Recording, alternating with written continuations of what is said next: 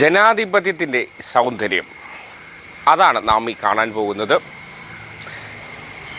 നിയുക്ത മുഖ്യമന്ത്രി V D സതീശനും മുൻ മുഖ്യമന്ത്രി പിണറായി വിജയനും, ഇപ്പോഴത്തെ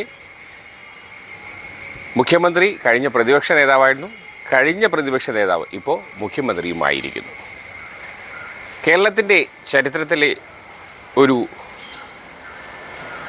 പ്രത്യേക സന്ദർഭമാണിത്. പുതിയ തലമുറയ്ക്കും ചരിത്ര വിദ്യാർത്ഥികൾക്കുമൊക്കെ ഇതൊരു വലിയ പാഠമായിരിക്കട്ടെ. എന്തായാലും കേരളത്തിൽ നല്ലൊരു ഭരണം കാഴ്ചവെക്കാൻ ഒരുങ്ങുന്ന വി ഡി സതീശനും ഒപ്പം ശക്തമായ പ്രതിപക്ഷത്തിൻ്റെ നേതാവായി പിണറായി വിജയനും പ്രത്യക്ഷപ്പെട്ടിരിക്കുകയാണ്. അവരുടെ ആ കൂടിക്കാഴ്ചയുടെ ആ ഒരു സൗന്ദര്യം നമുക്കൊന്ന് കാണാം.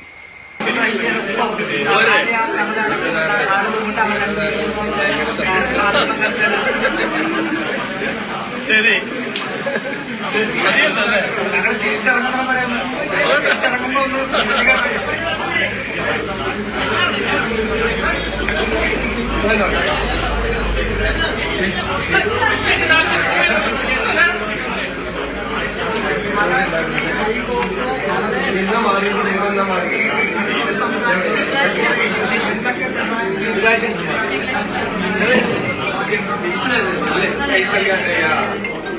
ഞാൻ എന്റെ ഭയങ്കര ക്രൂസ് ഫാമിലിയാണ്.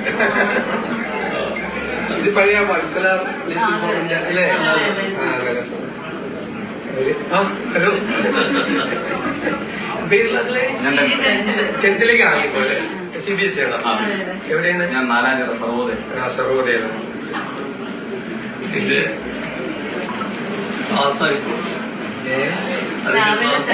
ക്ലാസ് നേരത്തെ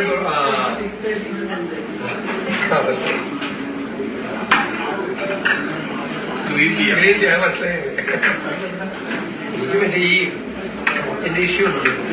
ചൂടെപ്പോഴും വേണം. ജീവനുണ്ടല്ലോ വെള്ളം.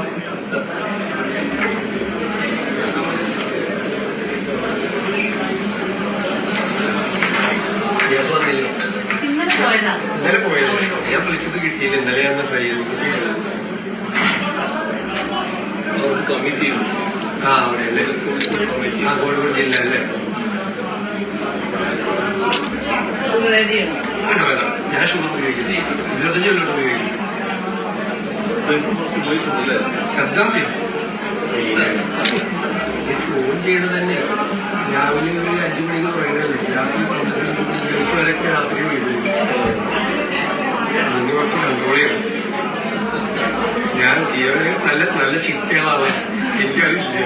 ഞാൻ ഭക്ഷണം പകുതി കഴിക്കുള്ളൂ. ഈ പകുതി കഴിക്കുള്ളൂ. എന്നിട്ട് അത്രയും കൂടി കഴിക്കാൻ പറ്റുള്ളൂ. ഭക്ഷണം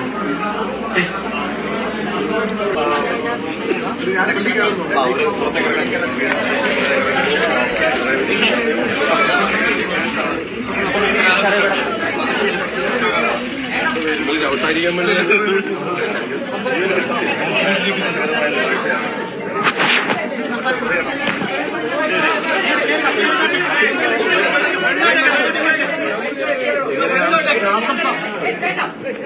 തമ്മിലുള്ള കൂടിക്കാഴ്ചയ്ക്ക് ശേഷം ഒരു കൗതുകമുള്ള രാഷ്ട്രീയ കാഴ്ച.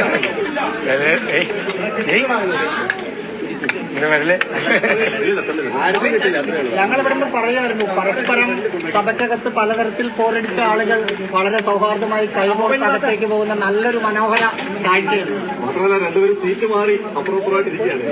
ഡ്രൈവിംഗ് ഇനി എങ്ങനെയായിരിക്കും? അവരെന്തോ പ്രതീക്ഷിക്കുന്നു, പറഞ്ഞോളൂ.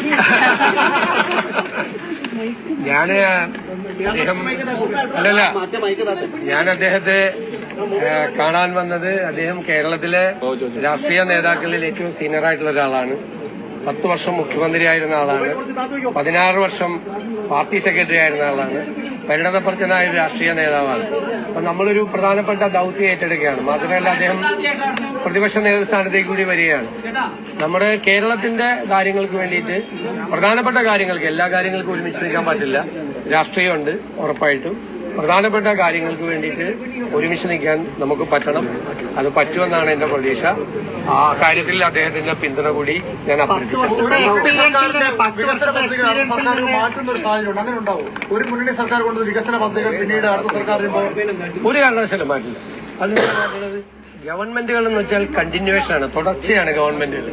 കഴിഞ്ഞ ഗവൺമെന്റ് തുടങ്ങി ചിലപ്പോ നമ്മൾ വലിയ വിമർശിച്ചിട്ടുള്ള പല ഭാഗങ്ങളിലൊക്കെ ചില വല്ല കറക്ഷൻസോ വല്ലതൊക്കെ വരും. അല്ലാതെ ഒരു ഗവൺമെന്റ് തുടങ്ങിയ പരിപാടി വേറെ ഗവൺമെന്റ് ഒന്നും മാറ്റിയാൽ കേരളം ഉണ്ടാവും? അതൊന്നും ചെയ്യില്ല. 10 വർഷത്തെ എക്സ്പീരിയൻസ് ചോദിച്ചോ നല്ലത്? അതിപ്പോ ഞങ്ങൾ തമ്മിൽ അകത്തിരുന്ന് സംസാരിച്ചത് നിങ്ങളോട് ഒന്ന് പുറത്തു പറയാൻ പറ്റുമോ? ഞാൻ അദ്ദേഹത്തെ സത്യപ്രതിജ്ഞയ്ക്ക് ക്ഷണിച്ചു. പങ്കെടുക്കുന്നാണോ പറഞ്ഞത്? തീർച്ചയായിട്ടും.